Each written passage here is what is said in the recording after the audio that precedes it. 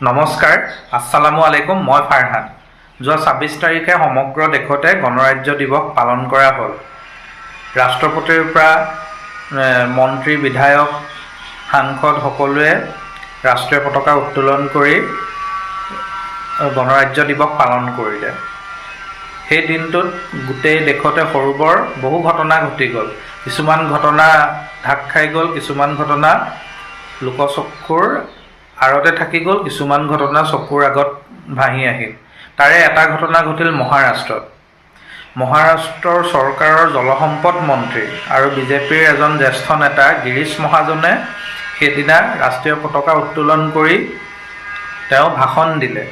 বন্দে মাতৰম ধ্বনি দিলে, ভাৰত মাতা কি জয় ধ্বনি দিলে। কিন্তু গোটেই তেওঁৰ ভাষণটোত এবাৰলৈও তেওঁ ভাৰতৰ সংবিধান প্ৰণেতা ভীমৰাও আম্বেদকাৰৰ নাম উল্লেখ নকৰিলে। যিগৰাকী আম্বেদকাৰে সংবিধানখন ৰচনা কৰিছিল, যিজন সংবিধানৰ খচৰা কমিটিৰ সভাপতি আছিল, সেইগৰাকী আম্বেদকাৰৰ কথা বিজেপি নেতাজনৰ মুখত এবাৰো উচ্চাৰণ নহ'ল।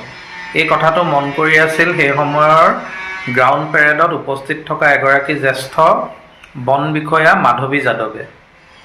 মাধৱী যাদৱে এই কথাটোত মনত দুখ পালে আৰু তেওঁ ভাষণ শেষ হোৱাৰ পিছত মঞ্চলৈ উঠি গৈ মন্ত্ৰীগৰাকীয়ে কিয় এবাৰো আম্বেদকাৰৰ নাম নল'লে নিজৰ ভাষণত সেই কথা সুধিবলৈ আৰু তেওঁক সোঁৱৰাই দিবলৈ গ'ল। কিন্তু তেওঁৰ যি Z+ ছিকিউৰিটি আছিল মন্ত্ৰীগৰাকীৰ, সেই ছিকিউৰিটিয়ে মাধৱী যাদৱক মন্ত্ৰীগৰাকীৰ কাষ চাপিবলৈ নিদিলে আৰু সেয়ে তেওঁ ক্ষোভিত হৈ চিঞৰি চিঞৰি মন্ত্ৰীগৰাকীক নিজৰ ভুল সোঁৱৰাই দিলে। আৰু যিগৰাকী ঘোষিকা আছিল সভাখনৰ, সেই ঘোষিকায়ো মুখত যিহেতু এবাৰো আম্বেদকাৰৰ নাম উচ্চাৰণ নহ'ল, তাৰ বাবে ঘোষিকাগৰাকীকো তেওঁ সমালোচনা কৰিলে। আৰু অৱশেষত মন্ত্ৰীগৰাকীয়ে নিজৰ ভুল স্বীকাৰ কৰিলে। তেওঁৰ মাধৱী যাদৱৰ যি প্ৰতিবাদত সেও মানি মন্ত্ৰীগৰাকীয়েও নিজৰ ভুল স্বীকাৰ কৰিলে যে তেওঁ আম্বেদকাৰৰ নাম ভাষণত ল'ব লাগিছিল, যিহেতু বাবা চাহেব আম্বেদকাৰে আমাৰ সংবিধানখন প্ৰণয়ন কৰিছিল। মাধৱী যাদৱে নিজৰ চাকৰি যোৱাৰ কথা ভবা নাই, কিন্তু যেতিয়া তেওঁ এই বিষয়ে মাত মাতিছে, তেওঁ নিজৰ চাকৰিটোক হেৰুৱালেও হেৰুৱাব, কিন্তু তেওঁ বাবা চাহেবক সন্মান জনালে। সেইকাৰণে মাধৱী যাদৱক আমি চেলুট জনাইছোঁ। এগৰাকী ভাৰতীয় প্ৰকৃত যি বিষয়া, তেওঁক আমি চেলুট জনাইছোঁ। বিজেপিয়ে মহাত্মা গান্ধী আৰু আম্বেদকাৰক ভাল নাপায় বুলি সময়ে সময়ে অভিযোগ উত্থাপন হৈ আহিছে। আনকি সংবিধানখনো বিজেপিয়ে নামানে বা তেওঁলোকে সংবিধান সলনি কৰাৰ কথাও কৈ থাকে।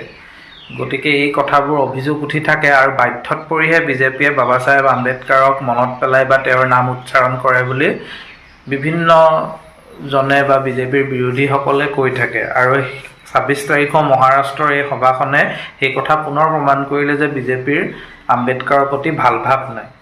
এইটো অতি দুখৰ কথা। যিগৰাকী আম্বেদকাৰে আমাৰ সংবিধানখন ৰচনা কৰিছিল, যিগৰাকী আম্বেদকাৰ স্বাধীন ভাৰতৰ আইন মন্ত্ৰী আছিল, যিগৰাকী আম্বেদকাৰে ইমান উচ্চ শিক্ষা গ্ৰহণকাৰী দলিত শ্ৰেণীটোৰ উন্নয়নৰ বাবে ইমান কাম কৰিলে, তেওঁ সমাজখনৰ মাজত থকা যি জাতিভেদ প্ৰথা, সেই জাতিভেদ প্ৰথাৰ বিৰোধিতাৰ বাবে নাইকিয়া কৰিবলৈ তেওঁ সংৰক্ষণ ব্যৱস্থা সংবিধানত আনিলে। সেইগৰাকী আম্বেদকাৰক আজি বিজেপিয়ে পাহৰি যোৱাটো অতি দুখৰ কথা, দুৰ্ভাগ্যজনক কথা।